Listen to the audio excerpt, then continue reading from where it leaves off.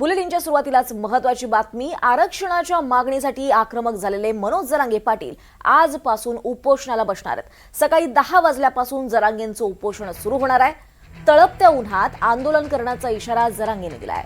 उपोषणाला बसू नये यासाठी सरकारचं शिष्टमंडळांनी त्यांची भेट घेऊन जरांगेंच्या मनधरणीचे प्रयत्न केले, मात्र जरांगे आपल्या उपोषणावर ठाम आहेत। दरम्यान मराठा आरक्षणाच्या आंदोलनाला आता 3 वर्ष होत आहेत आणि हे आंदोलन सुरू झाल्यापासून महाराष्ट्रात किती नोंदी सापडल्यात असा सवाल मनोज जरांगे यांनी केला आहे।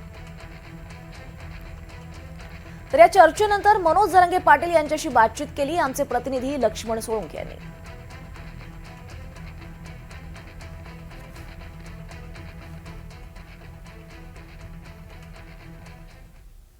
बातमी पुण्यातून आहे। पुण्यातल्या विषारी दारू विक्री प्रकरणात पोलीस प्रशासनाने मोठी कारवाई केली आहे आणि या प्रकरणी एकूण 9 पोलीस अधिकारी आणि कर्मचाऱ्यांवर निलंबनाची कारवाई करण्यात आली आहे। पुणे पोलीस आयुक्त आणि पिंपरी चिंचवड पोलीस आयुक्त यांनी संयुक्तपणे ही कारवाई केली आहे। निलंबित करण्यात आलेल्यांमध्ये पुणे आणि पिंपरी चिंचवड मधील 5 पोलीस अधिकारी आणि 4 कर्मचाऱ्यांचा समावेश आहे।